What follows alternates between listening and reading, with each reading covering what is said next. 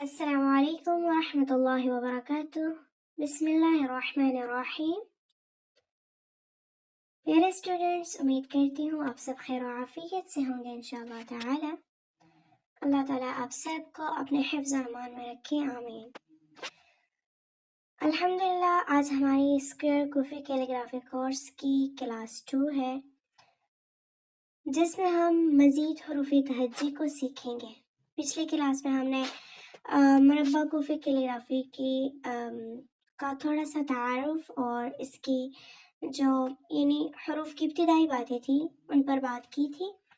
तो इंशाल्लाह आज हम मज़ीद हरूफ तहज्जी सीखेंगे। उसमें हम राजा सीन शीन यानी वग़ैरह ये सब कुछ सीखेंगे। और इसमें जो मुख्तलिफ शेप्स होती हैं इन हरूफ की, तो उनको इंशाअल्लाह सीखेंगे। इसके साथ साथ एक बात बताती चलूँ कि कुछ तलबात ने ये सवाल किया था कि क्या कुफी मुरब्बा कैलीग्राफी में क़द, ज़बर ज़ेर वग़ैरह या इसका कोई ख़ास हिसाब होता है। तो इसमें जो है क़द या ज़बर ज़ेर पेश या इस तरह कुछ नहीं होता। और यानी कुछ लाइन की मोटाई या यानी नापने का कोई तरीका नहीं होता, लेकिन ये जो ख़त है ये बॉक्सेस में लिखा जाता है, बॉक्सेस पर मबनी होता है और एक मुरब्बा या मुस्ततील शक्ल में हम उसको लिखते हैं। और फिर जो हर हर्फ का साइज़, लंबाई, चौड़ाई इन बक्सेस के ज़रिए जो है मुतवाज़न की जाती है। यानी हम लफ्ज़ को, हर्फ को बारीक या मोटा नहीं कहते, बल्कि हम ये देखते हैं कि ये जो हर्फ है यानी ये जो डिज़ाइन बन रहा है तो ये कितने खानों में खूबसूरत रहेगा, लिखा जाएगा। तो हम इस चीज़ को देखते हैं, ठीक है। तो इंशाल्लाह आपको आगे ख़ुद भी इसकी समझ आ जाएगी कि जब हम इसकी एक मुकम्मल आयत को डिज़ाइन करेंगे, एक मुकम्मल लफ्ज़ को लिखेंगे, आपको ख़ुद ही अंदाज़ा हो जाएगा कि इस डिज़ाइन में हम इस यानी इस मुरब्बा शक्ल में हमने इस डिज़ाइन को, इस लफ्ज़ को कैसे मुकम्मल करना है और कैसे इसको यही शक्ल देनी है, ठीक है। तो आप सब हमारे साथ आखिर तक रहिए ताकि आप ये मुख्तलिफ जो शेप्स हैं इसको अच्छी तरीके से याद कर लें। फिर उसको जो है हम इंशाअल्लाह अपने डिज़ाइन में जब यूज़ करेंगे तो हमारे लिए बहुत ज़्यादा आसानी हो जाएगी। तो चलते हैं एडवेट पेंटर की तरफ। फिर उसके बाद हम ओपन करने के बाद यहाँ पर प्लस के निशान पे आते हैं। तो इंशाल्लाह आज की क्लास में जो है हम सीखेंगे रा के बारे में। तो सबसे पहले हम इसका कैनवस ले लेते हैं। कैनवस हमने वही 16x16 लिया। तो डाउन करते हैं और डाउन करने के बाद हम आगे आ जाते हैं। फिर उसके बाद हमारे पास इस तरह का इंटरफेस होता है। अब हमने पेंसिल को सेलेक्ट किया हुआ है और इसके बाद हमने आ जाना है यहाँ पर, ठीक है। तो आज हम राज़ा के बारे में सीखेंगे। राज़ा की भी जो शेप है वो सेम ही है, तो इसीलिए हम एक ही चीज़ को सीखेंगे। तो सबसे पहले तो रा जो है अगर शुरू में हो तो इसी तरह लिखेंगे, ठीक है। और अगर दरमियान में हो तो एक यानी एक बॉक्स पीछे हो जाता है और दो आगे। तो इस तरह भी लिख सकते हैं और इस तरह भी लिख सकते हैं। इसके अलावा अगर आखिर में हो तब भी इसको इस तरह ही लिखा जाता है। थोड़ा सा लंबा करें, थोड़ा सा छोटा करें वगैरह, इस तरह लिख सकते हैं। लेकिन इसकी जो ये जगह है ना ऊपर वाली, तो ये थोड़ी सी इस तरह लंबी हो जाती है नीचे वाली जगह से। और इसी तरह इस तरह भी लिख सकते हैं। इसके अलावा उसको छोटा भी लिख सकते हैं, इतना सा, लेकिन तब थोड़ा सा इस तरह होता है, ठीक। और इसके अलावा इस तरह भी लिख सकते हैं।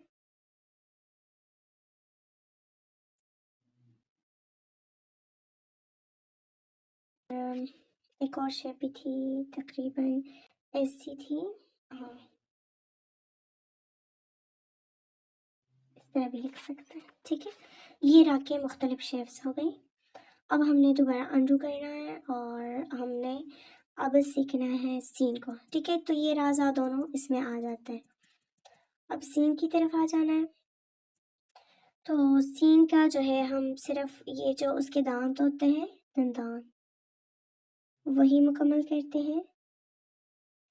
तो ये हो गया, और साथ में ये थोड़ा सा ये चीज़ वो कर लेते हैं, साथ रख लेते हैं। दरमियान में हो तो दरमियान में भी यही होता है कि उससे उससे आगे और पीछे ये जगह आ जाती है, ठीक है। ये अगर सीन दरमियान में लिखा जाए और सीन आखिर में हो तो फिर इसको जो है, यानी किसी चीज़ के साथ अगर ये लिखा गया हो तब इसको इस तरह लिखा जाता है। ये जगह जो है ना वो कम पड़ रही है, इसलिए मैं इसको यहाँ पर लिख लेती हूँ।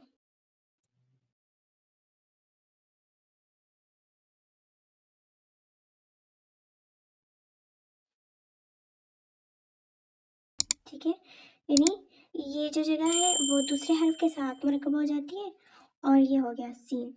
और इसको इस तरह मुकम्मल भी कर सकते हैं, इससे कम भी कर सकते हैं। और अगर सीन अलग ही लिखना हो, मुकम्मल सीन लिखना हो, तब तो मुकम्मल सीन ही बन जाता है ना। यानी अगर इसको हटाएं, 1 मिनट, अगर इसको हटाएं तो इस तरह भी ये एक शेप बन जाती है, ठीक। इसके अलावा सीन को इस तरह भी लिख सकते हैं। तो मैंने मुकम्मल कलर ही लिया,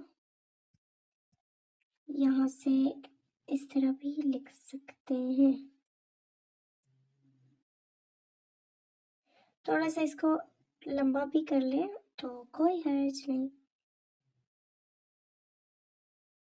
ठीक है। इस तरह भी लिख सकते हैं इसको। और इसके अलावा हम इसको अगर थोड़ा सा बड़ा करें, यानी इस चीज़ को हम हटा दें और थोड़ा सा नीचे लेकर आए, इसके बाद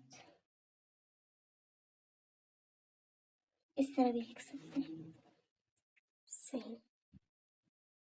तो ये जो है सीन की कुछ शेप्स हमने आपके सामने रख दी। अब हम इसको हटाते हैं। सीन शीन इनमें दोनों आ जाते हैं, और शीन में जो है हम नुकात इस तरह लगा लेते हैं, ठीक है। 1 मिनट, इस तरह, यानी हर एक हर्फ के साथ इस तरह ये इसके नुकात बन जाते हैं।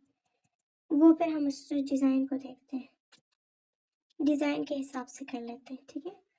इसके अलावा सौद की शेप को भी देख लेते हैं।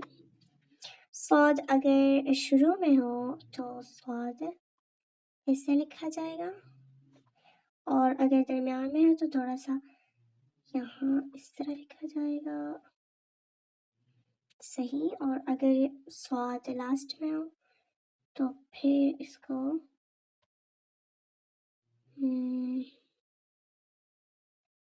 इस तरह लिखा जाएगा, ठीक है।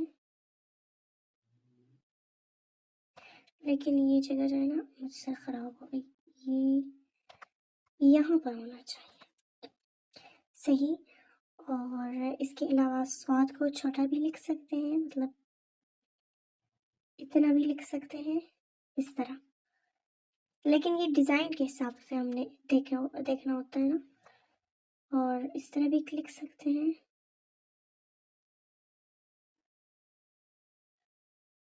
थोड़ा सा। इसके अलावा इसको मुकम्मल भी लिखना चाहें तो भी लिख सकते हैं। मैं इसको हटाती हूँ।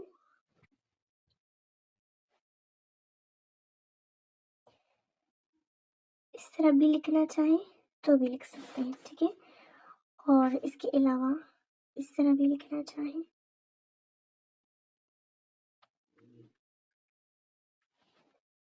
तो भी लिख सकते हैं, या थोड़ा सा इसको अगर हम छोटा करें इस तरह भी लिख सकते हैं। अपने डिज़ाइन के हिसाब से सब कुछ रखना है। तो ये सौद की शेप्स हो गई हैं। तो मैं इसको हटा देती हूँ। अब हम फॉ की तरफ आ जाते हैं। हम हरूफ तहजी को जल्दी जल्दी सीखेंगे ताकि हम जो डिज़ाइंस है, यानी आगे आयात वगैरह की प्रैक्टिस ज़्यादा करें। तो अब हमने आ जाना है तो की तरफ।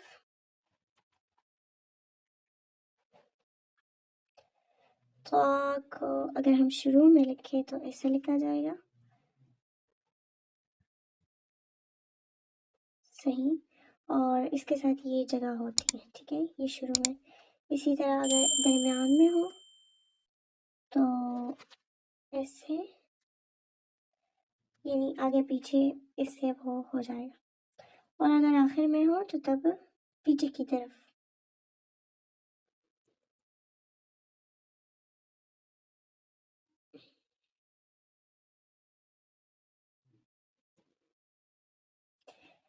सही। यहाँ पर मैंने डिज़ाइन को थोड़ा सा ऊपर से शुरू किया है, तो यहाँ से एक और बक्स भी डाल सकते हैं। इसके अलावा ये शेप भी बन जाती है इस तरह, यानी इसको थोड़ा सा अगर छोटा भी लिखना चाहें इतने बॉक्स में तो भी लिख सकते हैं। और एक और शेप है इसकी, वो कुछ ऐसी थी,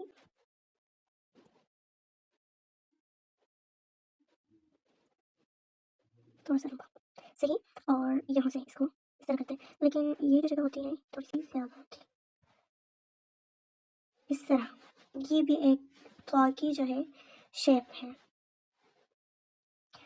और एक और भी थी, यानी अगर चाहें तो इसको थोड़ा सा अगर लंबा करना चाहें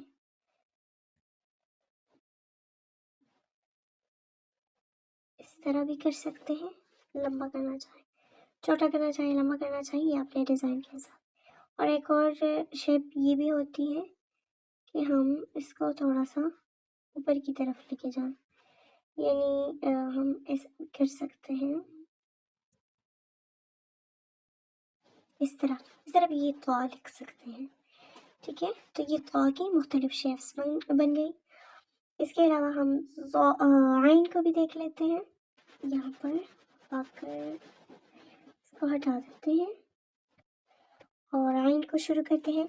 आइन का जो सबसे शुरू में सिरा होता है वो बस हमजा की तरह ही होता है, ठीक है। अगर दरमियान में हो तब इसको ऐसे लिखा जाता है, और ऐसे भी लिख सकते हैं। एक मिनट, यहाँ से हम इसके बक्स को हटाएं, ठीक है, ये भी हो जाता है। और अगर लास्ट में हो तो आइन इस तरह भी लिख सकते हैं, ऐसे। ये लास्ट है। इसके अलावा आइन को ऐसे भी लिख सकते हैं, और अगर चाहें तो इसको मैं हटा देती हूँ। आगे भी कुछ शेप्स इसकी बन जाती है, कुछ ऐसे भी,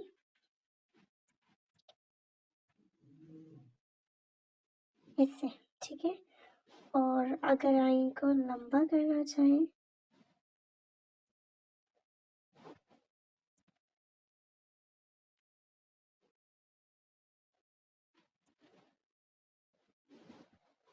यहाँ से ये हटाकर मैं इसको ठीक करती हूँ।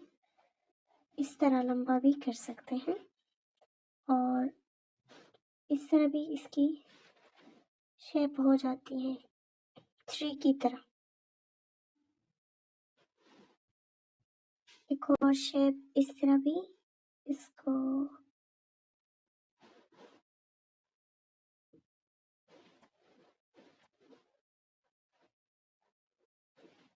ये एक तो हाथ इधर उधर लग रहा है।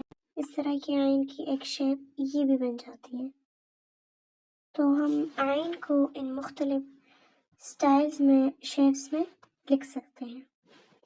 तो उम्मीद है कि आपको आज की क्लास की समझ अच्छी तरीके से आ गई होगी।